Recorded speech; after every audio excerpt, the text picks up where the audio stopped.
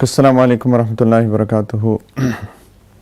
الحمدللہ والصلاۃ والسلام علی رسول اللہ۔ آج انشاءاللہ تعالی 5th جز ہم شروع کریں گے، جو کہ شروع ہوتا ہے بعد اعوذ باللہ من الشیطان الرجیم، بسم اللہ الرحمن الرحیم۔ والمحصنات من النساء الا ما ملکت ایمانکم کتاب اللہ علیکم واحل لکم ما وراء ذلکم ان تبتغوا باموالکم محسنین غیر مسافحین۔ کل ہم نے جو چوتھا جز ختم کیا تھا وہ ختم کیا تھا کہ محرمات خواتین کون کون ہیں، یعنی جن سے ابداً کبھی بھی آپ نکاح نہیں کر سکتے۔ تو اس کے اندر میں کچھ اصول بھی بتائے تھے، اور پھر اللہ سبحانہ و تعالیٰ نے اسی کو ٹاپک کو یہ جو ہے 5ویں جز میں ہی جاری ہے کہ وہ عورتیں بھی تم پر حرام ہے جو دوسرے شوہروں کے نکاح میں ہوں، یعنی جن کی آلریڈی کسی سے شادی ہو چکی ہے، تو اس وقت جب تک کہ وہ شادی میں ہے تو اس سے شادی نہیں کر سکتے۔ پھر اللہ تعالیٰ نے یہ فرمایا کہ نکاح کرنا عورت کو عزت دینا ہے، نکاح سے عورت کو عزت ملتی ہے۔ تو اللہ تعالیٰ نے فرمایا کہ ان یعنی یہ جو عورتیں محرم عورتوں کا ذکر کیا ہے، ان عورتوں کو چھوڑ کر باقی تمام عورتوں کے بارے میں یہ حلال کر دیا گیا ہے کہ تم اپنا مال بطور مہر خرچ کر کے انہیں اپنے نکاح میں لانا چاہو تو لا سکتے ہو، بشرط یہ کہ تم ان سے باقاعدہ نکاح کا رشتہ قائم کر کے عفت حاصل کرو، صرف شہوت لینا مقصود نہ ہو۔ وَأُحِلَّ لَكُم مَّا وَرَاءَ ذَلِكُمْ أَن تَبْتَغُوا بِأَمْوَالِكُمْ مُحْسِنِينَ غَيْرَ مُسَافِحِينَ۔ عورت کوئی ایک ٹول نہیں ہے کہ جس سے شہوت حاصل کی جائے۔ اللہ تعالیٰ کہہ رہے ہیں ان کو باقاعدہ نکاح میں لاؤ اور ان کو عزت دو۔ یہ قرآن کہہ رہا ہے، قرآن نے، ہمارے دین نے عورت کو عزت دی ہے، اور ہمیں یہ سمجھنا چاہیے کہ یہ اس وقت کی بات ہو رہی ہے جب کہ زمانہ جاہلیت کے اندر عورت کو کوئی عزت نہیں دی جاتی تھی، جب لڑکیوں کو زندہ دفن کر دیا جاتا تھا، جب ایک مرد جو ہے وہ 50 عورتوں سے شادی کرتا تھا، تو اس وقت میں یہ احکام جاری کیے جا رہے ہیں۔ اور پھر ظاہری بات ہے، کیونکہ اللہ تعالیٰ نے فرمایا کہ یہ عورتوں کا حق ہے کہ تم ان کو نکاح کرنا چاہتے ہو تو ان کو حق مہر دو، اور اگر کوئی غریب ہے اور کوئی حق مہر نہیں دے سکتا تو اللہ تعالیٰ نے فرمایا کہ تم میں سے جو لوگ اس بات کی طاقت نہیں رکھیں کہ آزاد مسلمان عورتوں سے نکاح کریں، تو اس زمانے میں چونکہ غلام عورتوں کا بھی رواج تھا، غلام مرد بھی تھے، غلام عورتیں بھی تھیں، جن کو اردو زبان میں کنیز کہتے ہیں۔ تو اللہ سبحانہ و تعالیٰ نے فرمایا کہ اگر کسی کی کوئی باندی ہو، کنیز ہو، کسی کی غلام عورت ہو، تو ان سے تم نکاح کر سکتے ہو، کیونکہ ان کے جو احکام ہیں وہ ڈیفرنٹ ہیں۔ تو اگر تم حق مہر نہیں دے سکتے تو ان کی، لیکن اللہ تعالیٰ نے کہا کہ اس سے زیادہ بہتر ہے کہ یعنی ان باندیوں سے نکاح کرنا تم میں سے ان لوگوں کے لیے جن کو نکاح کے نہ کرنے کی صورت میں گناہ میں مبتلا ہونے کا اندیشہ ہو۔ ذَلِكَ لِمَنْ خَشِيَ الْعَنَتَ مِنْكُمْ، یہ ان کے لیے ہے جو تم میں سے سمجھیں کہ وہ گناہ میں مبتلا ہو جائیں گے نکاح نہ کر کے، لیکن اللہ تعالیٰ نے فرمایا وَأَن تَصْبِرُوا خَيْرٌ لَكُمْ، اگر تم صبر کرو، اپنے آپ کو گناہ سے بچا کے رکھو، زنا میں مت پڑو، کسی اور جنسی گناہ میں مت پڑو، صبر کرو، یہ تمہارے لیے بہتر ہے۔ صبر کا بھی اجر ملتا ہے، صبر کا بھی اجر ملتا ہے۔ کچھ لوگ کہتے ہیں کہ جی میں نوجوان ہوں، میرے اندر خواہشات ہیں، تو میں گناہ کیسے نہ کروں۔ گناہ کوئی چوائس نہیں ہے، صبر کرنے سے اللہ کی طرف سے اجر ملتا ہے۔ وَأَن تَصْبِرُوا خَيْرٌ لَكُمْ، صبر کرو گے تمہارے لیے زیادہ بہتر ہے۔ واللہ غفور الرحیم۔ پھر اللہ سبحانہ و تعالیٰ نے آگے فرمایا کہ یرید الذین یتبعون الشہوات ان تمیلوا میلا عظیما، کہ جو لوگ نفسانی خواہشات کے پیچھے لگے ہوئے ہیں وہ چاہتے ہیں کہ تم کو راہ راست سے ہٹا کر بہت دور تمہیں پھینک دیں۔ اور یرید اللہ ان یخفف عنکم، اور اللہ تعالیٰ چاہتے ہیں کہ تمہارے ساتھ آسانی کا معاملہ کریں۔ یہاں پہ علماء تفسیر نے کہا کہ یہاں پہ نکاح کی آسانی کی بات ہے۔ اللہ تعالیٰ چاہتے ہیں کہ نکاح میں آسانی پیدا کر کے ایک مرد اور ایک عورت نکاح کے ایک خوبصورت رشتے کے اندر جڑیں۔ ہمارے معاشرے کے اندر نکاح کو اتنا مشکل بنا دیا گیا ہے، ہمارا دین اس کے بالکل مختلف ہیں۔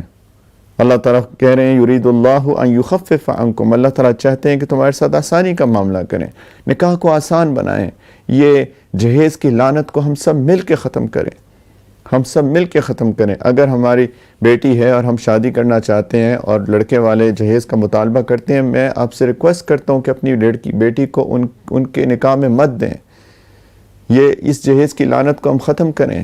جو شخص ہماری بیٹی کی عزت نہیں کر سکتا، وہ جہیز کا مطالبہ کرتا ہے، شادی سے پہلے عزت نہیں کر سکتا، تو شادی کے بعد کیسے عزت کرے گا؟ تو اس جہیز کی لعنت کو ہم سب نے ختم کرنا ہے، مل کے نکاح کو آسان بنانا ہے۔ یہ برائڈلز، یہ میک اپس، یہ بیوٹی پارلرز، یہ مختلف قسم کی رسومات، یہ اتنے سارے پیسے خرچ کرنا، اللہ کے واسطے ان سب کو ختم کر کے نکاح کو آسان بنائے، ورنہ ہماری نوجوان نسل گناہوں میں پڑ جائے گی۔ اللہ تعالیٰ کہہ رہے ہیں کہ گناہوں میں مت پڑو، عفت حاصل کرو۔ اور پھر اللہ سبحانہ و تعالیٰ نے آگے چل کے فرمایا کہ کچھ خواتین نے اظہار کیا، خواہش کا اظہار کیا کہ ہم بھی اگر مرد ہوتے تو ہم لوگ بھی وہ کام کر سکتے اللہ کے راستے میں جو کہ مرد کرتے ہیں۔ تو اللہ سبحانہ و تعالیٰ نے فرمایا کہ وَلَا تَتَمَنَّوْا مَا فَضَّلَ اللَّهُ بِهِ بَعْدَكُمْ عَلَى بَعْضٍ، کہ جن چیزوں میں ہم نے تم کو ایک دوسرے پر فوقیت دی ہے اس کی تمنا نہ کرو۔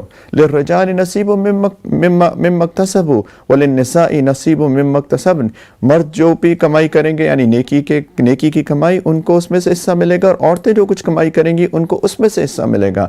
اللہ تعالیٰ نے سب کے، عورتوں کے، مردوں کے اپنی اپنی رسپانسبلٹیز بنائی ہیں، اس رسپانسبلٹی کو پورا کریں جو کہ اللہ نے آپ کو دی ہے۔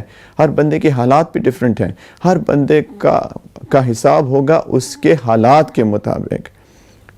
وَاسْأَلُوا اللَّهَ مِن فَضْلِهِ، اللہ سے اس کا فضل مانگا کرو۔ ان اللہ کان بکل شیء علیما، بے شک اللہ تعالیٰ ہر چیز کو خوب جانتے ہیں۔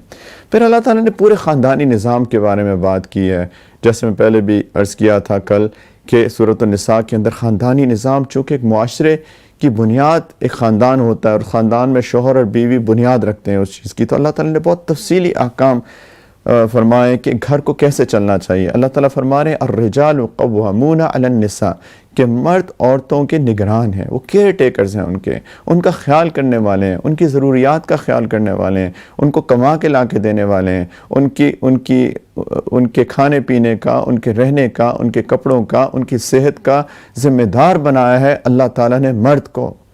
اللہ تعالیٰ نے مرد کو ذمہ دار بنایا اپنی بیوی کے اور اپنے بچوں کی ضروریات کا خیال کرنے کا۔ جو مرد سست ہوتے ہیں اور جو مرد کاہل ہوتے ہیں اور جو مرد اپنی بیویوں کی ضروریات کا خیال نہیں کرتے، وہ عند اللہ گناہگار ہوتے ہیں۔ الرجال قوامون علی النساء، ان کے نگران ہیں، ان کے دین کے بھی نگران ہیں، ان کے لیے ماحول پرووائڈ کریں، ان کے لیے ماحول دیں، ان کو دینی ماحول دیں، جس ماحول کے اندر وہ عورت، اس کی بیوی جو ہے وہ خود بھی دین پر چل سکے اور اس کے بچے بھی دین پر چل سکیں۔ یہ مرد کی ذمہ داری ہے۔ اور پھر اللہ تعالیٰ نے عورتوں کو مخاطب ہو کے فرمایا کہ وَصْفَ الصَّالِحَاتُ قَانِتَاتُ حَافِظَاتُ لِلْغَيْبِ بِمَا حَفِظَ اللَّهُ، کہ دیکھو مرد نگہبان ہیں، ذمہ دار ہیں، تمہاری ضروریات پوری کریں گے، اور نیک عورتیں وہ ایک خاندانی سسٹم کے اندر بات مان کے چلتی ہیں۔ مرد نگران ہے، ذمہ دار ہے، وہ مشورہ کر کے عورت سے، بیوی سے معاملات کو سمیٹے گا، معاملات کو کرے گا، لیکن چونکہ اللہ نے اس کو امیر بنایا ہے، اس کے اوپر ساری گھر کی ذمہ داری ڈال دی ہے، تو پھر عورتوں کو چاہیے، بیویوں کو چاہیے کہ وہ مرد کو اچھے مشورہ دیں، اور مرد جو بھی فیصلہ کرے پھر اس کو مان جائیں۔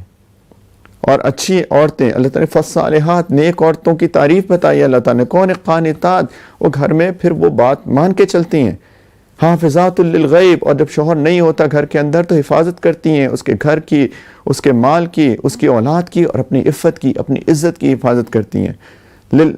بما حافظ اللہ، اور اللہ تعالیٰ نے فرمایا کہ یہ تمہارے لیے ممکن نہیں تھا، اللہ کی دی ہوئی حفاظت سے حفاظت کرتی ہیں۔ اور پھر اللہ تعالیٰ نے فرمایا کہ اگر عورتیں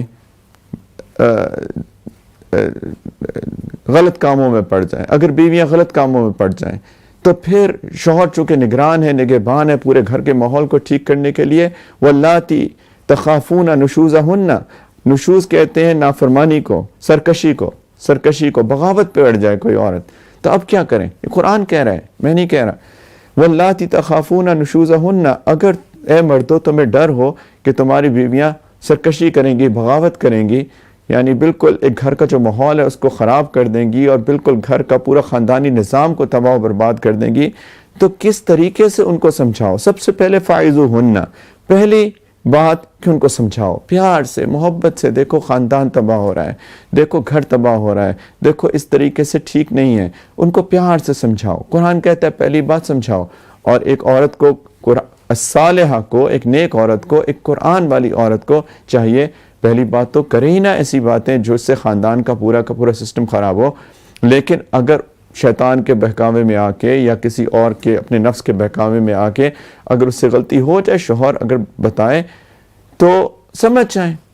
اگر وہ نہیں سمجھتی تو دوسرا سٹیپ قرآن کہتے ہیں وَاهْجُرُوهُنَّ فِي الْمَضَاجِعِ، تو پھر ان کو ان کے بیڈ رومز میں اکیلا چھوڑ دو اور دوسرے کمرے میں جا کے سو۔ یہ ناراضگی کا اظہار ہے۔ دیکھو میں سمجھا رہا ہوں، مان جاؤ۔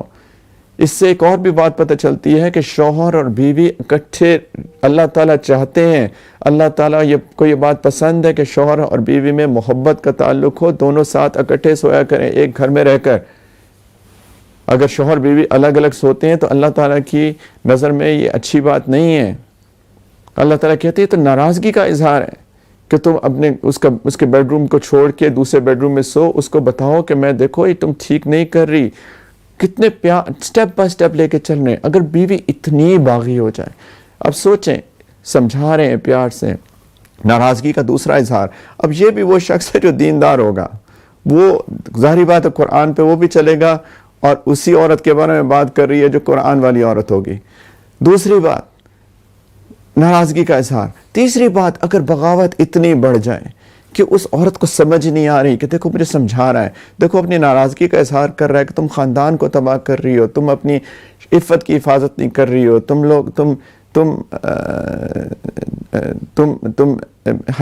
بے حیائی کا ارتکاب کر رہی ہو، اور جو بھی۔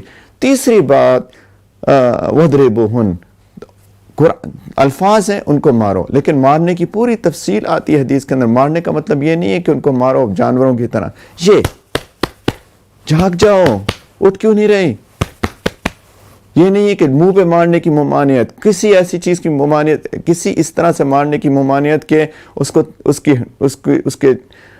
کو زخم لگے یا اس کی خدا نخواستہ اور کوئی فزیکل تکلیف ہو، بس یہ ہے مارنا۔ کہ جھاگ جاؤ، اٹھ کیوں نہیں رہی، کیوں نہیں سمجھ رہی؟ وَاضْرِبُوهُنَّ فَإِنْ أَطَعْنَكُمْ فَلَا تَبْغُوا عَلَيْهِنَّ سَبِيلًا، اللہ تعالیٰ فرما رہے ہیں پھر اگر وہ تمہاری بات مان جائیں تو ان کے خلاف کارروائی کا کوئی راستہ تلاش نہ کرو۔ یعنی مان گئی تو مان گئی، خاندان کو جوڑو، توڑو نہیں۔ إِنَّ اللَّهَ كَانَ عَلِيًّا كَبِيرًا، یاد رکھو اللہ سب سے اوپر ہے، سب سے بڑا ہے، اللہ تم سے بڑا ہے، اللہ کو تم سے زیادہ قدرت ہے۔ پورا خاندانی نظام کو سمجھایا جا رہا ہے اور نشوز کے سارے کے معاملات۔ پھر اللہ سبحانہ وتعالی نے آگے چل کے اللہ سبحانہ وتعالی نے فرمایا وَاعْبُدُوا اللَّهَ وَلَا تُشْرِكُوا بِهِ شَيْئًا وَبِالْوَالِدَيْنِ إِحْسَانًا، کہ اللہ کی عبادت کرو، اس کے ساتھ کسی کو شریک نہ ٹھہراؤ، والدین سے اچھا سلوک کرو، خاندان وَبِذِي الْقُرْبَى، اور جو رشتہ دار ہیں ان کے ساتھ اچھا سلوک کرو، وَالْيَتَامَى، یتیموں کے ساتھ اچھا سلوک، وَالْمَسَاكِينَ، مسکینوں کے ساتھ، وَالْجَارِ ذِي الْقُرْبَى وَالْجَارِ الْجُنُبِ، قریب والا پڑوسی، دور والا پڑوسی، اس کی بہت تفصیل ہے لیکن ہر طرح کے پڑوسی کا خیال کرو۔ اور سبحان اللہ، اللہ تعالیٰ فرماتے ہیں وَالصَّاحِبِ بِالْجَنبِ، تمہارا جو ساتھ شخص بیٹھا ہو یا ساتھ کھڑا ہوا شخص ہو اس کا بھی خیال کرو۔ کبھی کبھی ہم لائن میں کھڑے ہوتے ہیں، ہمارے آگے شخص ہوتا ہے، پیچھے شخص ہوتا ہے، اس کا بھی خیال کرو۔ کبھی کسی مجلس میں بیٹھے ہیں، دائیں کچھ بیٹھا ہے، بائیں کوئی بیٹھا ہے، ہم کبھی ٹرین میں جا رہے ہیں، کوئی ساتھ بیٹھا ہوا ہے، بس میں جا رہے ہیں، ساتھ کوئی بیٹھا ہوا ہے، اللہ تعالیٰ کہتے ہیں اس کا بھی خیال کرو، وہ بھی تمہارا وقتی طور پہ پڑوسی ہے۔ قرآن کہہ رہا ہے، کیا خوبصورت دین ہے ہمارا۔ وہ اپنے سبیل، اور مسافروں کے ساتھ بھی اچھا سلوک کرو۔ وما ملکت ایمانکم، جو تمہارے غلام باندھی ہیں ان کے ساتھ بھی اچھا سلوک کرو۔ ان اللہ لا يحب من کان مختالا فخورا، اللہ تعالیٰ کسی اترانے والے شیخی باز شخص کو پسند نہیں فرماتے ہیں۔ اور یہ کون لوگ ہیں جو خود بھی کنجوسی کرتے ہیں، دوسروں کو بھی کنجوسی کی تلقین کرتے ہیں، اور اللہ نے ان کو اپنے فضل سے جو کچھ دے رکھا ہے اس کو چھپاتے ہیں۔ اللہ تعالیٰ کہتے ہیں وَأَعْتَدْنَا لِلْكَافِرِينَ عَذَابًا مُهِينًا، یہ جو ناشکرے لوگ ہیں ان کے لیے بہت ذلیل کر دینے والا عذاب ہے۔ اور پھر اللہ سبحانہ وتعالیٰ پھر وہی انفاق کی آداب کل بھی ہم نے بتائے تھے، اسی کا ایک اور ادب بتایا کہ ریا، لوگوں کو دکھاوے کے لیے مت خرچ کرو۔ وہ لوگ جو اپنے مال لوگوں کو دکھانے کے لیے خرچ کرتے ہیں، نہ اللہ پر ایمان رکھتے ہیں، نہ روز آخرت پہ، شیطان جس کا ساتھی بن جائے تو بدترین ساتھی ہے۔ والذین ينفقون اموالهم رئاء الناس ولا يؤمنون بالله ولا باليوم الاخر۔ اللہ تعالیٰ کہتے ہیں وَمَاذَا عَلَيْهِمْ لَوْ آمَنُوا بِاللَّهِ وَالْيَوْمِ الْآخِرِ وَأَنفَقُوا مِمَّا رَزَقَهُمُ اللَّهُ وَكَانَ اللَّهُ بِهِمْ عَلِيمًا۔ بھلا ان کا کیا بگڑ جاتا اگر یہ اللہ اور یوم آخرت پہ ایمان لاتے اور اللہ نے جو ان کو رزق دیا اس میں سے کچھ نیک کاموں کو خرچ کرتے۔ اللہ کو ان کا سب حال معلوم ہے۔ اس کے بعد اللہ سبحانہ وتعالیٰ نے تیمم کے مسائل بتائے کہ یا ایھا الذین آمنوا لا تقربوا الصلاۃ وانتم سکارى حتى تعلموا ما تقولون، یہ اس کی جو حکم ہے منسوخ ہو چکا، لیکن آگے اللہ سبحانہ وتعالیٰ نے فرمایا کہ اس وقت تک نماز نہ پڑھو ولا جنوب الا عابر سبیل حتى تغتسلوا، کہ جنابت کی حالت میں نماز نہ پڑھو جب تک غسل نہ کر لو۔ جنابت ہو تو غسل کے بغیر نماز نہیں ہوتی، الا کہ تم مسافر ہو۔ اب اگر مسافر ہو اور پانی نہ ملے تو پھر کیا کرو؟ پھر تیمم کر کے نماز پڑھ سکتے ہو۔ وَإِن كُنتُم مَرْضَىٰ أَوْ عَلَىٰ سَفَرٍ أَوْ جَاءَ أَحَدٌ مِّنكُمْ مِنَ الْغَائِطِ أَوْ لَامَسْتُمُ النِّسَاءَ فَلَمْ تَجِدُوا مَاءً فَتَيَمَّمُوا صَعِيدًا طَيِّبًا فَامْسَحُوا بِوُجُوهِكُمْ وَأَيْدِيكُمْ، کہ اگر تم بیمار ہو یا سفر پر ہو یا تم میں سے کوئی قضائے حاجت کی جگہ سے آیا ہو یا تم نے اس کے اندر اختلاف ہے، امام شافعی نے رحمۃ اللہ علیہ کے نزدیک عورتوں کو ہاتھ لگایا ہو، احناف کے نزدیک کہ اگر عورتوں اپنی بیویوں کے ساتھ جمع کیا ہو اور پھر تم کو پانی نہ ملے تو پاک مٹی سے تیمم کر لو، اور کیسے کرو؟ اپنے چہروں اور ہاتھوں کا اس مٹی سے مسح کر لو۔ آسانی اللہ تعالیٰ فرما رہے ہیں کہ اللہ تعالیٰ نے آسانی پیدا کر دی۔ اگر پانی نہ ملے اور باقی شرائط کے ساتھ اس کا فقہ سیکھنا چاہیے کہ کب تیمم کر سکتے ہیں کب نہیں کر سکتے ہیں، لیکن اگر پانی نہ ملے تو اللہ تعالیٰ کہہ رہے ہیں تیمم کر لو۔ اللہ تعالیٰ نے آسانی پیدا کر دی۔ پھر آگے چل کے اللہ سبحانہ وتعالیٰ نے فرمایا، یہی باتیں چل رہی ہیں کہ وہ لوگ جو اللہ تعالیٰ کی بات نہیں مانتے ہیں، جو اللہ کے ساتھ لوگوں کو شریک ٹھہراتے ہیں، اس بات کو اللہ تعالیٰ معاف نہیں کرتے کہ اس کے ساتھ کسی کو شریک ٹھہرایا جائے، لیکن اس کے علاوہ اللہ جس کو چاہے معاف کر سکتے ہیں، لیکن شرک معاف نہیں ہوگا، شرک معاف نہیں ہوگا، شرک معاف نہیں ہوگا۔ اللہ تعالیٰ کہتے ہیں جن لوگوں نے میری آیتوں کا انکار کیا ان کے لیے دوزخ کا عذاب ہے، اور اللہ تعالیٰ کہتے ہیں دوزخ ایسی جگہ ہے جہاں پہ جب کھالیں جل جائیں گی تو ہم اس کے بدلے ان کو دوسری کھال دے دیں گے۔ اللہ اکبر۔ ان الذین کفروا بآیاتنا سوف نصلیہم نارا کلما نضجت جلودہم بدلناہم جلودا غیرہا لیذوقوا العذاب، تاکہ مذاب کا مزہ چکھیں۔ کھال پہ فیل ہوتا ہے، کھال کے اوپر سینسری سینس ہوتا ہے، تکلیف ہوتی ہے، جو ساری نروز ہیں وہ اس کا تعلق کھال کے ساتھ ہوتا ہے۔ کھال اگر جل جائے ایک دفعہ تو اس کے بعد فیلنگز ختم ہو جاتی ہے، سینسیشن ختم ہو جاتی ہے۔ اللہ تعالیٰ کہہ رہے ہیں کہ کھال جب جل جائے گی تو دوبارہ کھال ریپلیس ہو جائے گی۔ اللہ محفوظ رکھے ہر طرح کے عذاب سے۔ اس کے بعد ایمان والوں کے لیے جن نے ایمان لائے اور نیک عمل کیے ان کو ہم ایسے باغات میں داخل کریں گے جس کے نیچے نہریں بہتی ہیں، ہمیشہ ہمیشہ اس میں رہیں گے۔ تو یہ ہماری چوائس ہے، یہ ہماری چوائس ہے۔ پھر اللہ سبحانہ وتعالیٰ فرما رہے ہیں کہ جن کی امانتیں ان کے حقدار تک ان کو پہنچا دو، اور جب لوگوں کے درمیان فیصلہ کرو تو انصاف کے ساتھ فیصلہ کرو۔ عدل کا پورا نظام بتایا جا رہا ہے۔ آگے اللہ سبحانہ وتعالیٰ فرما رہے ہیں یا ایھا الذین آمنوا اطیعوا اللہ واطیعوا الرسول واولی الامر منکم، اے ایمان والو اللہ کی اطاعت کرو، اللہ کے رسول صلی اللہ علیہ وسلم کی اطاعت کرو، اور جو لوگ تم میں سے اولو الامر ہیں، جو تمہارے امیر ہیں، جو صاحب اختیار ہیں، ان کی بھی اطاعت کرو۔ یہ دین کا حصہ ہے کہ امراء کی اطاعت کرنا، الا یہ کہ وہ ایسی بات کا حکم دے جو شریعت کے بالکل خلاف ہے۔ امیر کی اطاعت، صاحب اقتدار کی اطاعت دین کا حصہ ہے۔ اگر گورنمنٹ کوئی چیز امپوز کرتی ہے جس کا میرے اور آپ کے لیے فائدہ ہے، شریعت کے عین مطابق ہے، شریعت کے خلاف نہیں ہے، اس چیز کی اطاعت کرنا ہمارے دین کا حصہ ہے۔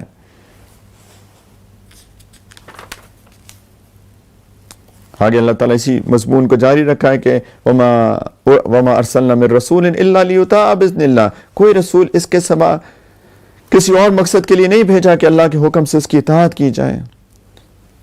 اور آگے اللہ سبحانہ وتعالیٰ نے فرمایا کہ اگر کوئی گناہ کر لے، اللہ کی نافرمانی ہو جائے، اللہ کے رسول صلی اللہ علیہ وسلم کی نافرمانی ہو جائے، صحابہ سے مخاطب ہو کے اللہ تعالیٰ فرما رہے ہیں وَلَوْ أَنَّهُمْ إِذْ ظَلَمُوا أَنفُسَهُمْ جَاءُوكَ فَاسْتَغْفَرُوا اللَّهَ وَاسْتَغْفَرَ لَهُمُ الرَّسُولُ لَوَجَدُوا اللَّهَ تَوَّابًا رَحِيمًا، جب ان لوگوں نے اپنی جانوں پہ ظلم کیا تھا، یعنی گناہ کیا تھا، اللہ کی نافرمانی کی تھی، اگر یہ اس وقت آپ کے پاس یعنی رسول صلی اللہ علیہ وسلم کے پاس آ کر یعنی ان کی پریزنس میں اللہ سے مغفرت مانگتے، یعنی آ کے کہتے کہ میں اللہ سے مغفرت طلب کرتا ہوں، توبہ کرتا ہوں، اور یا رسول اللہ آپ بھی میرے لیے مغفرت کی دعا کر دیں، اور رسول بھی ان کے لیے مغفرت کی دعا کرتے، تو یہ اللہ کو بہت معاف کرنے والا اور بڑا مہربان پاتے ہیں۔ اس آیت کی بیس کے اوپر ہمارے علماء نے یہ کہا کہ جب کوئی نبی کریم علیہ الصلوۃ والسلام کے روزہ مبارک پہ جائے حاضری کے لیے، اور جب حدیث میں آتا ہے جب روزے کے سامنے کوئی جا کے سلام کرتا ہے، نبی کریم صلی اللہ علیہ وسلم سلام کا جواب دیتے ہیں، اور حدیث میں آتا ہے ان کی روح لوٹا دی جاتی ہے، اس کے اندر تفصیلی بات ہے، لیکن وہاں جا کے نبی کریم صلی اللہ علیہ وسلم کوئی روزہ مبارک کے سامنے بات کرے تو وہ بات کو سنتے ہیں اس بندے کی۔ اگر یہ آیت مبارکہ کے مطابق کوئی روزہ مبارک کے سامنے جائے اور کہے کہ یا اللہ، مجھے اللہ سے دعا کر کے اللہ سے معافی مانگے، اور رسول اللہ صلی اللہ علیہ وسلم سے بھی درخواست کرے سلام کے بعد کہ آپ بھی میرے لیے مغفرت کی دعا فرما دیجئے، اللہ سے آپ مغفرت کی دعا کر دیں، انشاءاللہ اس آیت کے اوپر ہم بھی پورے اتر سکتے ہیں، اور اللہ تعالیٰ کی مغفرت اور اللہ تعالیٰ کی رحمت ہمیں مل سکتی ہے۔ اور پھر اللہ تعالیٰ نے فرمایا اسی مضمون کو جاری رکھتے ہوئے یُطِعِ اللَّهَ وَالرَّسُولَ فَأُولَٰئِکَ مَعَ الَّذِينَ أَنْعَمَ اللَّهُ عَلَيْهِم مِّنَ النَّبِيِّينَ وَالصِّدِّقِينَ وَالشُّهَدَاءِ وَالصَّالِحِينَ وَحَسُنَ أُولَٰئِکَ رَفِیقًا، کہ جو لوگ اللہ اور رسول کی اطاعت کریں گے تو وہ ان کے ساتھ ہوں گے جن پہ اللہ نے انعام فرمایا ہے، اور اللہ تعالیٰ نے بتایا کن پہ انعام ہوتا ہے، سب سے پہلے تو نبیوں پہ، دوسرا صدیق، سچوں پر، اس کہ جو لوگ سچ بولتے بھی ہیں، سچ کو ایکسیپٹ بھی کرتے ہیں، اور پھر وہ جو سچ کو ایکسیپٹ کیا اس کے مطابق عمل بھی کرتے ہیں، یہ صدیق ہیں، اللہ کا انعام ان کے اوپر، شہید جو اللہ کے راستے میں جان دے دیں، اور نیک لوگ اللہ تعالیٰ فرما رہے ہیں کتنے اچھے ساتھی ہوں گے کہ ان کو ان کی رفاقت ملے گی، وَحَسُنَ أُولَٰئِکَ رَفِیقًا، جو کہ اللہ اور اللہ کے رسول کی اطاعت کریں گے۔ اور پھر اللہ تعالیٰ نے کچھ لوگوں کا ذکر کیا کہ جو لوگ جن پہ ظلم ہو رہا ہے، اللہ تعالیٰ فرما رہے ہیں کہ مسلمانوں تمہارے پاس کیا جواز ہے کہ اللہ کے راستے میں اور ان بے بس مردوں، عورتوں، بچوں کی خاطر کیوں نہیں تم ان کو بچاتے؟ وہ دعا کر رہے ہیں، وہ دعا کر رہے ہیں، یقولون ربنا اخرجنا من هذه القرية الظالم اهلها، کہ ہمارے رب ہمیں اس بستی سے نکال لیں جس کے باشندے ظلم توڑ رہے ہیں، وَاجْعَلْ لَنَا مِن لَّدُنْكَ وَلِيًّا وَاجْعَلْ لَنَا مِن لَّدُنْكَ نَصِيرًا، کہ یا اللہ ہمارے لیے اپنی طرف سے کوئی حامی پیدا کر دیجئے، ہمارے لیے اپنی طرف سے کوئی مددگار کھڑا کر دیجئے۔ تم ان کی مدد کیوں نہیں کرتے؟ تم ان کے ساتھ جا کے جو ان پہ ظلم کر رہے ہیں، جو ظالم لوگ ہیں، ان لوگوں پہ ان کے ساتھ جا کے قتال کیوں نہیں کرتے، اور جا کے ان کو بچاتے کیوں نہیں ان کے چنگل سے؟ اللہ سبحانہ وتعالیٰ کہہ رہے ہیں کہ ظالم کو روکو۔ اگر کس چیز کا ڈر ہے، کیا ہوگا؟ موت آ جائے گی۔ اللہ تعالیٰ کہتے ہیں اینما تکونوا یدرککم الموت ولو کنتم فی بروج مشیدہ، تم جہاں بھی ہوگے ایک نہ ایک دن موت تو تمہیں آ کے پکڑ لے گی، چاہے تم مضبوط قلعوں میں کیوں نہ رہ رہے ہو۔ پھر اللہ تعالیٰ منافقوں کی بات کرتے ہیں کہ ان کو جب کوئی بھلائی پہنچتی ہے کہتے ہیں اللہ کی طرف سے ہے، کوئی برا واقعہ آتا ہے تو کہتے ہیں کہ یہ رسول صلی اللہ علیہ وسلم کی طرف سے، انہوں نے یہ کہا تھا اس لیے برا ہو گیا۔ احد میں کل ہم نے بات کی تھی کہ جو احد میں انہوں نے کہا کہ جی چونکہ انہوں نے کہا تھا باہر جا کے لڑیں تو اس لیے اتنا نقصان ہو گیا۔ اللہ تعالیٰ کہتے ہیں ہر واقعہ اللہ کی طرف سے ہوتا ہے، ان لوگوں کو کیا ہو گیا کہ کوئی بات سمجھنے کے نزدیک کیوں نہیں آتے ہیں، کیوں بلیم کرتے ہیں؟ لوگ آتے ہیں علماء کے پاس بھی، ان سے مشورہ مانگتے ہیں، وہ مشورہ کر کے اگر بات ٹھیک ہو جائے، اچھی ہو جائے تو واہ واہ واہ کیا بات ہے جی، ہم نے یہ کیا اور ہم نے وہ کیا، اور اگر وہ معاملہ خراب ہو جائے، اللہ کی طرف سے کوئی امتحان آ جائے تو کہتے ہیں دیکھیں انہوں نے مشورہ دیا تھا ہمیں۔ یہ تو ہمیشہ ہی یہ تو منافقوں کی نشانی ہے۔ اللہ تعالیٰ کہہ رہے ہیں کہ ہر چیز اللہ کی طرف سے ہوتی ہے، تمہیں جو اچھائی پہنچتی ہے وہ محض اللہ کی طرف سے ہوتی ہے، برائی پہنچتی ہے وہ تمہارے اپنے اعمال کی کمائی ہوتی ہے اللہ کی طرف سے، لیکن سبب تمہارے گناہ بنتے ہیں۔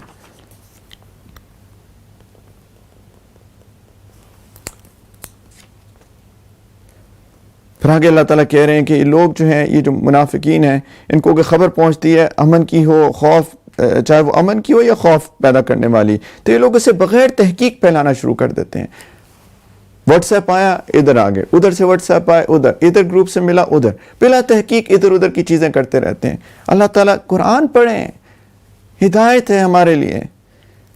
اللہ تعالیٰ کہہ رہے ہیں کہ اگر یہ اس خبر کو رسول صلی اللہ علیہ وسلم کے پاس یا صاحب اختیار لوگوں کے پاس لے جائے، جن کو سمجھ بوجھ ہے، تو ان میں سے جو لوگ اس کی کھوج نکالنے والے ہیں وہ اس کی حقیقت معلوم کرتے ہیں۔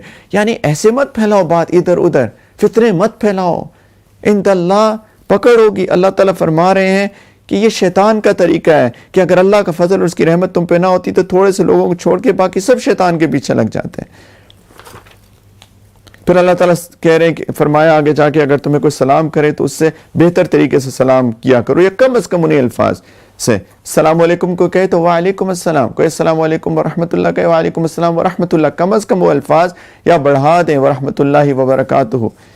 یہ واجب ہے، اگر کوئی سلام کرے تو اس کا جواب دینا یہ واجب ہے۔ پھر اللہ تعالیٰ نے فرمایا کہ کسی مسلمان کا کام وَمَا كَانَ لِمُؤْمِنٍ أَن يَقْتُلَ مُؤْمِنًا إِلَّا خَطَأً، کسی مومن مسلمان کا یہ کام نہیں ہے کہ کسی دوسرے مسلمان کو قتل کرے الا یہ کہ غلطی سے ایسا ہو جائے۔ اس کو قتل خطا بھی کہتے ہیں کہ غلطی سے ہو جائے۔ پھر اللہ تعالیٰ نے فرمایا کہ اگر کوئی غلطی سے قتل ہو جائے تو فرض ہے کہ مسلمان آزاد کرے اور اس کی دیت یعنی خون بہا مقتول کے وارثوں کو پہنچائے، الا یہ کہ وہ معاف کر دے۔ اس کے احکام آگے چل رہے ہیں، لیکن ساتھ میں اللہ تعالیٰ نے کہا کہ عمدن جانتے بوجھتے کسی مسلمان کو قتل کر دینا، من یقتل مؤمنا متعمدا فجزاؤہ جہنم، فجزاؤہ جہنم، اس کی جزا سزا اس کی جہنم ہے، خالدن فیہا، ہمیشہ رہے گا، وغضب اللہ علیہ، اللہ کا غضب ہے اس کے اوپر، وَلَعَنَهُ، اللہ کی لعنت ہے اس کے اوپر، وَعَدَّ لَهُ عَذَابًا عَظِيمًا، اور اللہ نے اس کے لیے زبردست عذاب تیار کر رکھا ہے۔ آج مسلمان کے خون کی کوئی قیمت ہی نہیں ہے، ایسے لوگ ایک دوسرے کو قتل کرتے ہیں قبائل کے اندر، گاؤں کے اندر وغیرہ وغیرہ، جیسے کچھ ہوا ہی نہیں۔ اس آیت کو پڑھیں، اللہ کی ناراضگی کو محسوس کریں۔ پھر اللہ سبحانہ وتعالیٰ نے آگے فرمایا کہ اگر لڑائی میں ہو، نماز کا وقت آ جائے، نماز کیسے پڑھنی ہے، دشمن سامنے ہے، تو اللہ تعالیٰ نے ادھر بھی جماعت کا طریقہ سکھایا جس کو صلاۃ خوف کہتے ہیں۔ اے نبی صلی اللہ علیہ وسلم، جب تم ان کے درمیان موجود ہو تو انہیں نماز پڑھاؤ، تو دشمن سے مقابلے کے وقت اس کا طریقہ یہ ہے کہ مسلمانوں کا ایک گروہ تمہارے ساتھ کھڑا ہو جائے، اپنے ہتھیار ساتھ لے لیں۔ فَأَقَمْتَ لَهُمُ الصَّلَاةَ فَلْتَقُمْ طَائِفَةٌ مِّنْهُمْ مَعَكَ وَلْيَأْخُذُوا أَسْلِحَتَهُمْ، اپنے ہتھیار ساتھ لے لیں۔ پھر جب یہ لوگ سجدے کر چکے ہیں تو تمہارے پیچھے ہو جائیں، اور دوسرا گروہ جس نے ابھی تک نماز نہیں پڑھی وہ آگے آ جائیں، اور وہ تمہارے ساتھ نماز پڑھیں، اور وہ اپنے ساتھ اپنے بچاؤ کا سامان اور اپنے ہتھیار لے لیں۔ کافر یہ چاہتے ہیں کہ تم اپنے ہتھیاروں اور اپنے سامان سے غافل ہو جاؤ تو ایک دم تم پر ٹوٹ پڑے، یعنی دو گروہ بن جائیں، ایک رکعت پڑھے، ایک حفاظت پہ ہو، پھر جب ایک رکعت یہ پڑھ لیں، یہ آ جائے، یہ دوسرا گروہ ان کی جگہ پڑھ لیں۔ صلاۃ خوف، اللہ کو جماعت میدان جنگ میں بھی نہیں جا رہی، تو یہاں پہ دوسرا گروہ پڑھ لے۔ یہ اب ظاہری بات ہے نبی کریم صلی اللہ علیہ وسلم دو پڑھ لی، سفر میں ہے، صلاۃ قصر ہو گئی، چھوٹی ہو گئی، تو سلام پھر گیا تو یہ کھڑے ہو کے اپنی رکعت پوری کر لیں، پھر یہ آ جائیں اور یہ واپس جا کے اپنی رکعت پوری کر لیں۔ یہ صلاۃ خوف کا طریقہ بتایا جا رہا ہے، لیکن دو باتیں اس کے اندر بہت اہم۔ ایک بات تو یہ جماعت کی کتنی اہمیت ہے، یہ اس وقت ہے جب دشمن سے صرف خوف، لڑائی نہیں ہو رہی، یہ لڑائی کے وقت نہیں ہے، صرف جب لڑائی نہیں ہو رہی لیکن پھر بھی اپنے آپ کو حفاظت کے لیے، تو ایک تو جماعت اس وقت اتنی اہمیت کی حامل ہے۔ نمبر دو کہ اسباب ابھی بھی لیے جا رہے ہیں۔ اللہ تعالیٰ نے یہ نہیں کہا کہ میں فرشتے بھیج دیتا ہوں تم نماز پڑھو۔ جو لوگ کہتے ہیں جی سبب کوئی نہیں لینا، تو اللہ ہم مسلمان ہیں، ہمیں وائرس سے کیا ڈرنا، کرونا وائرس سے۔ اللہ کے بندو، یہ دنیا دار الاسباب ہے، اللہ تعالیٰ کہہ رہے ہیں سبب لو، اپنے اسلحے بھی ساتھ اٹھا کے رکھو دشمن سے بچاؤ کے لیے۔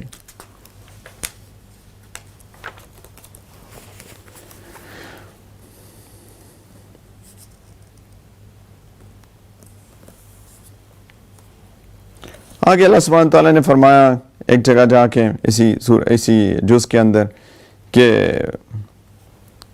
وَمَن يُشَاقِقِ الرَّسُولَ مِن بَعْدِ مَا تَبَيَّنَ لَهُ الْهُدَى وَيَتَّبِعْ غَيْرَ سَبِيلِ الْمُؤْمِنِينَ نولہ ما تولی ونصلہ جہنم وساءت مصیرا۔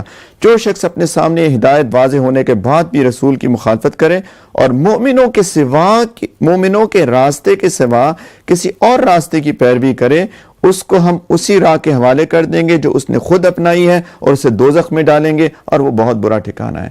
اللہ تعالیٰ کہہ رہے ہیں کہ اگر مسلمان ایک چیز کے اوپر آ جائیں جس کو اجماع کہتے ہیں، سارے کے سارے مسلمان ایک وقت کے ان کے علماء ایک چیز کے اوپر آ جائیں، اجماع ہو جائے، یہ مسلمانوں کا راستہ ہو گیا۔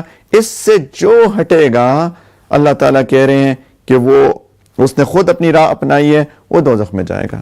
اللہ کو ناراض ہوتے ہیں۔ نبی کریم صلی اللہ علیہ وسلم نے فرمایا ان اللہ لا یجمع امتی علی ضلالۃ، کہ اللہ تعالیٰ میری امت کو کبھی کسی گمراہی پر جمع نہیں کریں گے۔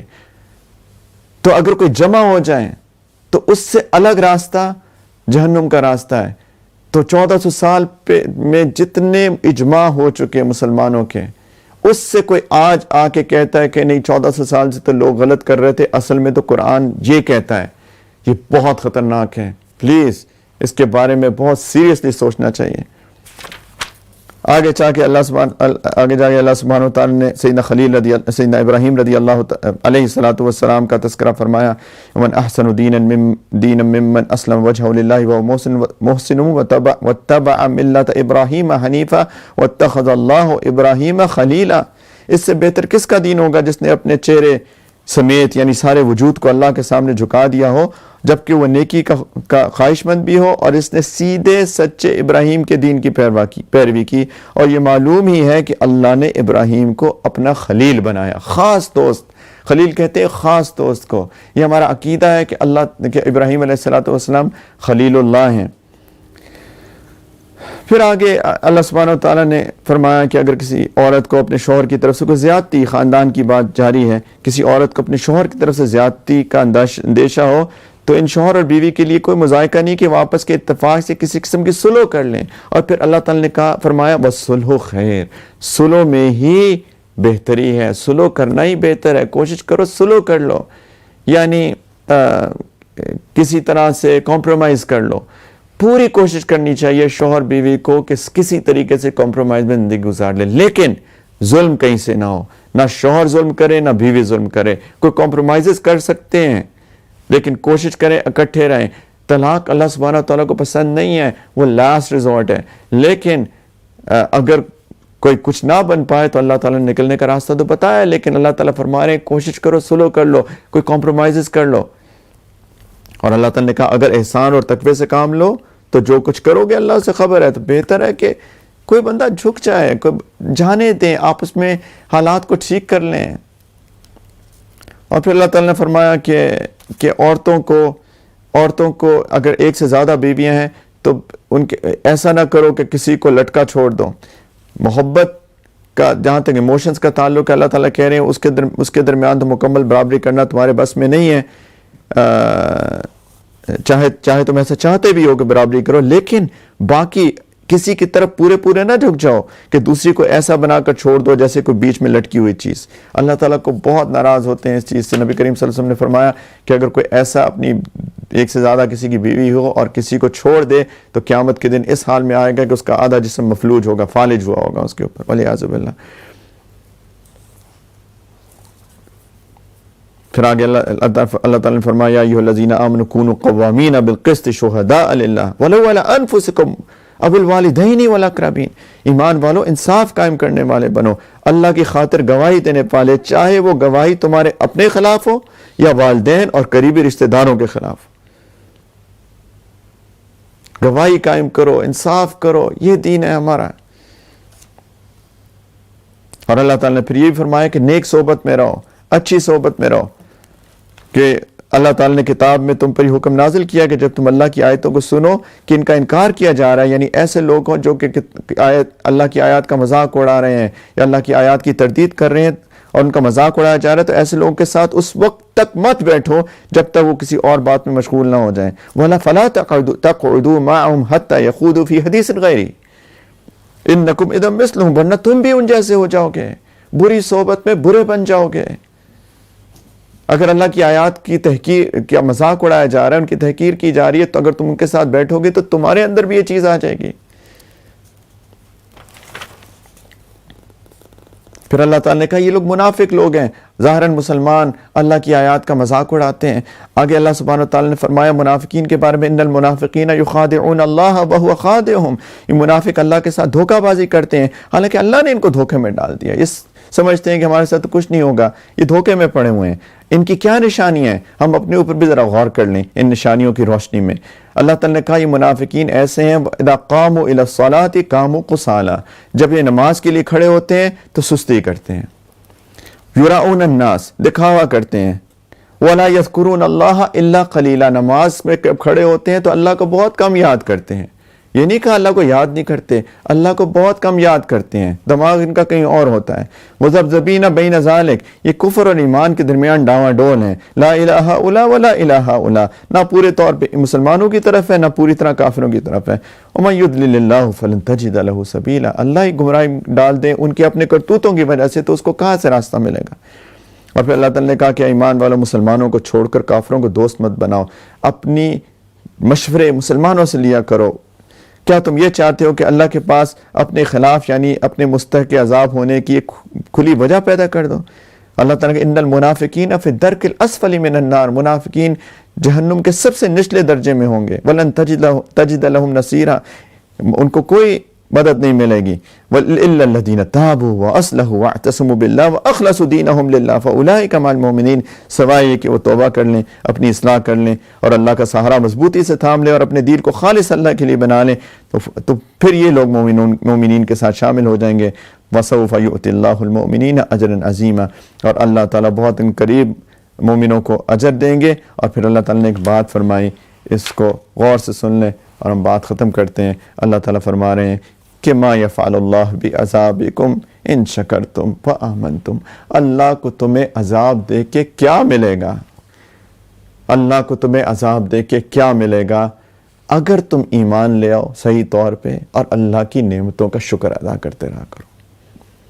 اللہ کو تمہیں عذاب نہیں دینا چاہتے ہیں، اللہ تعالیٰ چاہتے ہیں کہ پورے ایمان لاؤ اور اللہ کی نعمتوں کو شکر ادا کرتے رہو، اللہ اور اللہ کے رسول کی اطاعت کرتے رہو۔ اللہ تمہیں عذاب نہیں دینا چاہتے۔ وَكَانَ اللَّهُ شَاكِرًا عَلِيمًا، اللہ تو بہت قدردان ہے۔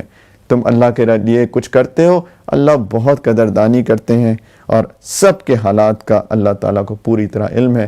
اللہ تعالیٰ ہمیں پورے قرآن والا ایک پکا سچا مومن بنا دیں۔ وآخر دعوانا ان الحمدللہ رب العالمین۔ انشاءاللہ رمضان گزرتا جا رہا ہے، اسی طرح پورا گزر جائے گا، پتہ بھی نہیں چلے گا۔ ہم سب نے کوشش کرنی ہے کہ ہم قرآن والے مومن بن جائیں اس رمضان میں، تقوی والے، قرآن والے، نیک لوگ جو اللہ کو پسند ہو۔ تو یہ جو ہم بات کر رہے ہیں ان کی روشنی میں اپنے آپ کو ہم جانچیں کہ ہم کیسے ہیں، کہیں ہم منافق تو نہیں، ہمارے اندر مومنین کی صفات ہیں کہ نہیں۔ تو اس کے بارے اس بہت گہری سوچ رکھیں، کریں اس بارے میں، اپنا تجزیہ کریں، اور جو غلطیاں ہم کر رہے ہیں زندگی میں اس سے توبہ کریں، سچی پکی توبہ انشاءاللہ۔ اللہ تعالیٰ ہم سب کے روزوں کو قبول کریں، اور اللہ تعالیٰ اس رمضان سے پورا فائدہ اٹھانے کی توفیق عطا فرمائیں۔ سب لوگ توبہ کر لیں، آج بھی، آج کی رات بھی سچے دل سے اپنے گناہوں سے، اپنی غلطیوں سے توبہ کر لیں۔ میرے ساتھ یہ کلمات پڑھ لیں توبہ کی نیت سے، اور اگر کوئی بیعت کرنا چاہتا ہے تو بیعت کی نیت بھی کر سکتا ہے۔ تو سب لوگ سچے دل سے کہیں بسم اللہ الرحمن الرحیم، لا الہ الا اللہ محمد الرسول اللہ، آمنت باللہ وملائکتہ وکتبہ ورسلہ والیوم الآخر والقدر خیرہ وشرہ من اللہ تعالی والبعث بعد الموت، آمنت باللہ کما ہوا باسمائہ وصفاتہ وقبلت جمیع احکامہ، اقرار باللسان وتصدیق بالقلب، اشہد ان لا الہ الا اللہ واشہد ان محمدا عبدہ ورسولہ، استغفر اللہ ربی من کل ذنب واتوب الیہ برحمتک یا ارحم الراحمین۔ دعا کر لیتے ہیں انشاءاللہ. الحمدللہ رب العالمین. اللہم صلی علی سیدنا محمد وعلی آل سیدنا محمد وبارک وسلم. ربنا ظلمنا انفسنا وان لم تغفر لنا وترحمنا لنكونن من الخاسرین. ربنا لا تزغ قلوبنا بعد إذ هديتنا وهب لنا من لدنك رحمة إنك أنت الوهاب. لا إله إلا أنت سبحانك إنا كنا من الظالمين. يا مقلب القلوب ثبت قلوبنا على دينك. يا مصرف القلوب صرف قلوبنا على طاعتك. اللهم حبب إلينا الإيمان وزينه في قلوبنا وكر إلينا الكفر والفسوق والعصيان واجعلنا من الراشدين. اللهم آت نفوسنا تقواها وزكها أنت خير من زكاها أنت وليها ومولاها. یا اللہ اس محفل کو قبول فرما لیجئے.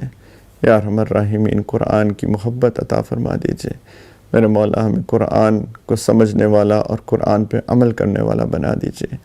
میرے مولا ہم اس قرآن کی ہدایات سے بہت دور ہیں. میرے مولا ہم بہت دور ہیں. یا اللہ ہم نے اپنی جانوں پہ خود ظلم کیا ہے. میرے مولا آپ ہمیں قرآن کی محبت پیدا فرما دیجئے. یا اللہ ہمیں قرآن پہ عمل کرنے والا بنا دیجئے. میرے پیارے اللہ ہمیں پتہ ہے یہ جو وبا آئی ہے یہ ہمارے گناہوں کا نتیجہ ہے، ہماری قرآن سے دوری کا نتیجہ ہے. میرے مولا اس گناہ عظیم کو معاف فرما دیجئے اور ہم سب کو قرآن والا بنا دیجئے. میرے پیارے اللہ یا ارحم الراحمین معاف کر دیجئے. اللہ اس وبا کو ٹال دیجئے. میرے مولا مسجدیں دوبارہ کھول دیجئے. میرے پیارے اللہ مسجدیں دوبارہ کھول دیجئے. یا اللہ یہ ہمارا قصور تھا یا اللہ کہ ہمارے مؤذن ہمیں بلاتا رہا، ہم مسجد نہیں گئے. یا اللہ جو جگہ آپ کو سب سے زیادہ ناپسند ہے بازار، ہم اس میں تو بھرے رہے. یا اللہ جو جگہ آپ کو سب سے پسند ہے مسجد، یا اللہ ہم نے اس کا رخ نہیں کیا. میرے مولا یا اللہ ہم آپ سے وعدہ کرتے ہیں میرے پیارے اللہ، یا اللہ آپ کی توفیق سے، میرے مولا آپ کی توفیق سے، میرے اللہ آپ کی توفیق سے. یا اللہ اگر آپ مساجد کھول دیں یا اللہ مسجدوں میں جانے والے بن جائیں گے. یا ارحم الراحمین آپ پلیز مساجد کھول دیجئے. اللہ برکتیں اٹھ گئی میرے مولا، اللہ برکتیں اٹھ گئی، اللہ برکتیں اٹھ گئی، پورے عالم سے اٹھ گئی میرے مولا. یا ارحم الراحمین پلیز مساجد کھول دیجئے. یا اللہ اے اللہ، یا اللہ جو محسن کہہ رہا ہے صلو فی رحالکم، یا اللہ اس کی بجائے یا اللہ محسن کہنا شروع ہو جائے حی علی الصلاۃ حی علی الصلاۃ. میرے پیارے اللہ مساجد کھول دیجئے. اللہ مساجد کھول دیجئے میرے پیارے اللہ، مسجدیں کھول دیجئے. اللہ حرمین شریفین بھی کھول دیجئے. یا اللہ ہم نے بے ادبیاں کی، آپ نے بلایا ہم نے ادب نہیں کیا ان جگہوں کا. یا اللہ ہم ان کیفیات کے ساتھ اس تعظیم کے ساتھ نہیں گئے جو ان جگہوں کا حق ہے. یا اللہ معاف کر دیجئے. اللہ کھول دیجئے میرے مولا، اس کی رونقیں بحال کر دیجئے. یا اللہ ہمیں بار بار بلائیے اللہ ادب احترام عزت کے ساتھ ان جگہوں کی تعظیم کے ساتھ. یا ارحم الراحمین اپنے گھر کے دروازے ہم پر کبھی بند مت فرمائیے میرے مولا. یا اللہ ہمارے گھر والوں کی، ہماری اولاد کی، ہماری نسلوں کی حفاظت فرمائیے. یا اللہ ہم سب کو اپنے دین کی خدمت کے لیے قبول فرمائیے. یا اللہ ہم کسی قابل نہیں ہیں، ہمیں پتہ ہے، اچھے طریقے سے پتہ ہے، لیکن یا اللہ ہمیں یہ بھی پتہ ہے کہ آپ کی قابلیت نہیں قبولیت چلتی ہے. اللہ قبول فرما لیجیے. اللہ مخلص معاونین عطا فرما دیجیے، اسباب عطا فرما دیجیے اپنے غیب کے خزانوں سے عافیت برکتوں رحمتوں عزتوں کے ساتھ. یا اللہ ہمارے والدین کی حفاظت فرمائیے. رب ارحمہما کما ربیانی صغیرا. یا اللہ ہمارے والدین جو آپ کے پاس آ چکے اللہ ان کی مغفرت فرما دے. اللہ انہیں قرب کے اعلیٰ درجات عطا فرما دیجیے. یا ارحم الراحمین ہمارے والدین جو حیات ہیں ان کی خدمت کی توفیق عطا فرمائیے، انہیں برکتوں سے رکھے میرے مولا. یا اللہ ہمارے قابرین کی متعلقین کی سب کی حفاظت فرمائیے. عزیز اقارب دوست احباب اللہ جنہوں نے دعاؤں کے لیے کہا ان کی اللہ ساری خواہشات ضروریات اپنے غیب کے خزانوں سے پورا کرتے ہیں. جن نے خدمت کی کسی طریقے سے بھی اللہ ان کو پورا اجر عطا فرمائیے، برکتیں انہیں عطا فرمائیے، نسلوں کی حفاظت فرمائیے، گھر کی حفاظت فرمائیے، تین دنیا کی ہر بھلائی عطا فرمائیے میرے پیارے اللہ. یا اللہ جو بیمار ہے روحانی جسمانی نفسیاتی طور پر کو صحت کاملہ عاجلہ مستمرہ عطا فرما دیجیے. اللہ جو شیطانی اثرات کا شکار ہے میرے اللہ ان کو بھی صحت دے دیجیے. اللہ یا اللہ محبت عام فرما دیجیے. اللہ محبت عام فرما دیجیے، نفرتیں ختم کر دیجیے. اللہ فطروں سے بچا لیجیے میرے مولا. یا اللہ راضی ہو جائیے، محتاج ہیں آپ کے میرے مولا. حسبی الرازق من المرزوق، حسبی الرازق من المرزوق، حسبی الرازق من المرزوق. حسبنا اللہ و نعم الوکیل، نعم المولا و نعم النصیر۔ اللہ راضی ہو جائے میرے مولا، اللہ راضی ہو جائے میرے مالک، دنیا میں بھی اور خاص طور پہ جب آپ کے پاس آنے کا وقت آئے میرے اللہ موت کا ڈر دل سے نکال دیجئے میرے پیارے اللہ، موت کا ڈر دل سے نکال دیجئے میرے پیارے اللہ، موت کا ڈر دل سے نکال دیجئے یا ارحم الراحمین۔ جب آپ کے پاس آنے کا وقت آئے تو اللہ پہلے راضی ہو جائیے گا، پھر اپنے پاس بلائیے گا، یا اللہ کلمے کی توفیق عطا فرمائیے گا میرے اللہ، اپنی ملاقات کا شوق عطا فرمائیے گا، پھر ہمیں اپنے پاس بلائیے گا اللہ، قبر کے سوالوں کو آسان فرمائیے گا، جنت کے باغوں میں سے باغ بنائیے گا، قیامت کے دن یا اللہ اپنے سائے میں جگہ عطا فرمائیے گا، نبی کریم علیہ الصلوۃ والسلام کی شفاعت ان کے ہاتھ سے حوض کوثر اللہ عطا فرمائیے گا اللہ، بلا حساب کتاب ہم سب کو نبی کریم علیہ الصلوۃ والسلام کے قدموں میں جنت الفردوس میں جمع فرمائیے گا، اور اپنا دیدار بے حجاب اور اپنی دائمی رضا عطا فرمائیے یا اللہ، مانگنا تو نہیں آتا، بن مانگے عطا فرما دیجئے اللہ۔ رمضان المبارک کی مبارک راتیں ہیں یا اللہ، آپ تو ہر روز اتنے لوگوں کی مغفرت فرماتے ہیں یا اللہ، جنت کے دروازے کھل چکے، جہنم کے دروازے بند ہو گئے۔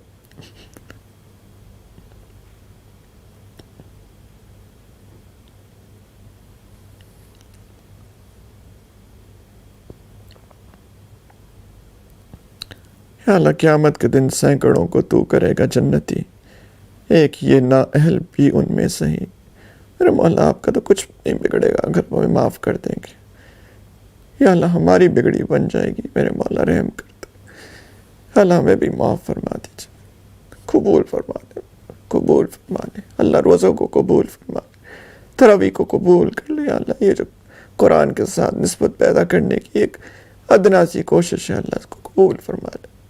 ربنا تقبل منا انك انت السميع العليم وتب علينا انك انت التواب الرحيم، صلی اللہ علی النبی الکریم وعلی آلہ وصحبہ اجمعین برحمتک یا ارحم الراحمین، والحمد للہ رب العالمین۔ السلام علیکم۔